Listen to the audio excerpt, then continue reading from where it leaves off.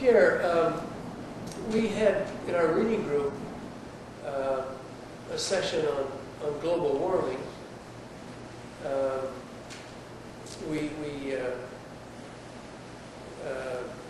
All of us retired. We took some time reading up on the subject. We can't say that we came to uniform conclusions on too much, but we did find that there were, we thought, a number of questions that could be legitimately asked about the Al Gore take on global warming. Yeah, I think yes, we reached a consensus that it was okay not to have a consensus. That there were a lot of questions out there. Yeah. Yeah. Actually, it was an interesting discussion because we had taken this issue of global warming, and particularly arising out of the tremendous coverage that the Al Gore film Inconvenient Truth has generated.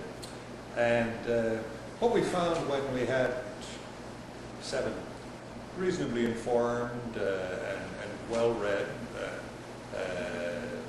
former public servants sitting around discussing the issue, none of us being scientists in the climate area, we found that we moved over a wide range of topics. We went from the whole question of climate change itself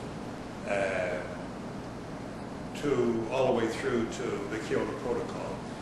But for the purposes of our conversation now, we might maybe focus on 2 of the issues that took up much of our time. One was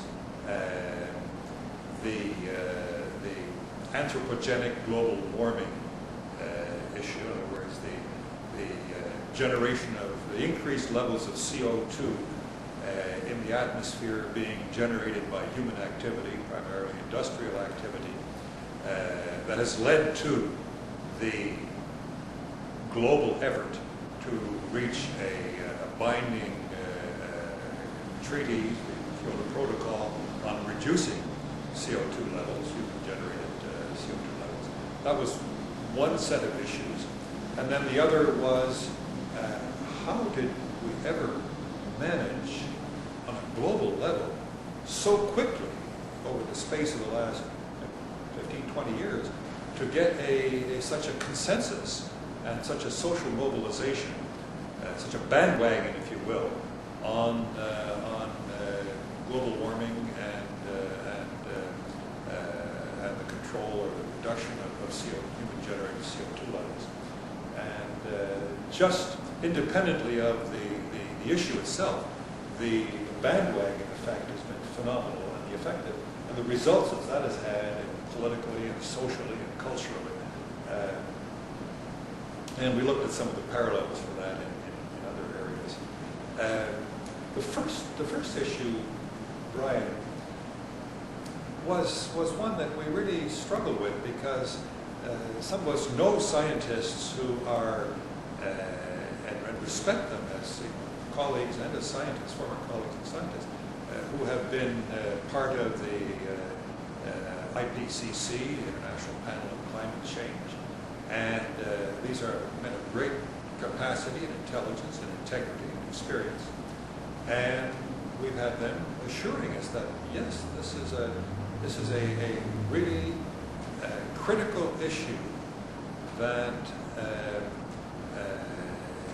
human industrial activity is increasing CO2 levels in the atmosphere, and this in turn is leading to rises in temperature that in turn are affecting sea levels and glaciers and Arctic ice and climate change, and the potential for this, in fact, we're told almost the certainty of dramatic, catastrophic effects for our economy and for many countries as they currently operate.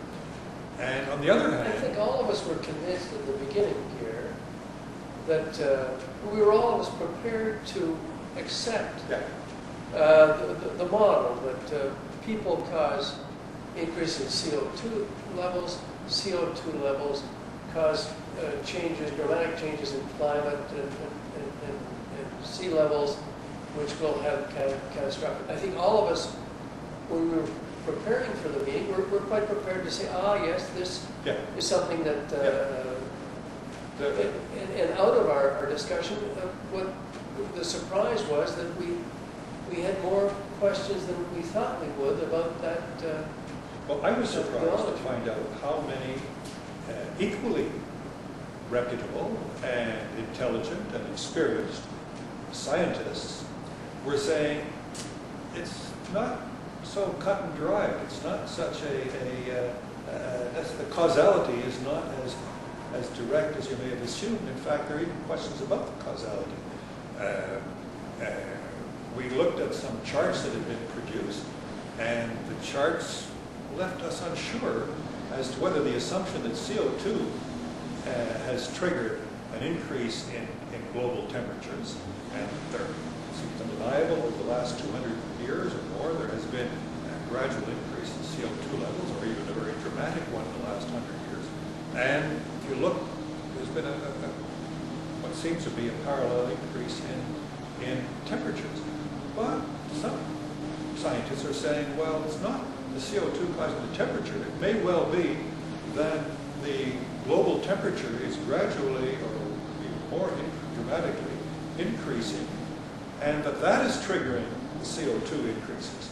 Because if you look back over the last 500,000 years, as you have the data indicated in various geological and ice and so on, Arctic ice, you've seen that we've had these spikes in temperature and CO2 over maybe 3 or 4 times over the last 500,000 years.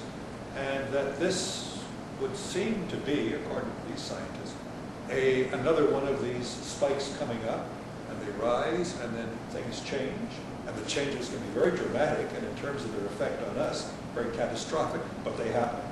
And then they drop again on their own. And that, yes, humans are generating a lot of CO2, but in the overall picture, it really is marginal to the total amount that is that is in the atmosphere, and it's questionable in the view of these scientists as to whether human CO2, if you will, use that expression, is the primary or the trigger factor. Mm-hmm.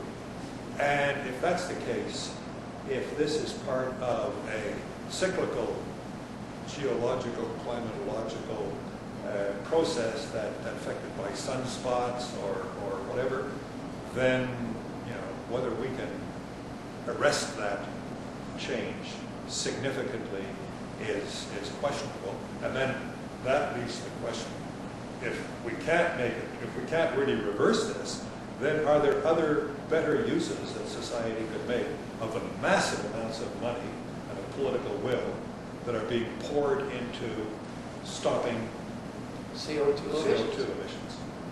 And certainly there's tremendous increases in pollution, but maybe that can be tackled more directly than almost as a byproduct of trying to reduce CO2 emissions. Yeah, I mean, a number of us thought reducing CO2 levels may be a good thing, because in so doing we will be arriving at more effective forms of energy generation, and we'll be reducing other pollutants that affect human health and affect the environment. But global warming is not the reason necessarily why we should be doing that. You mentioned the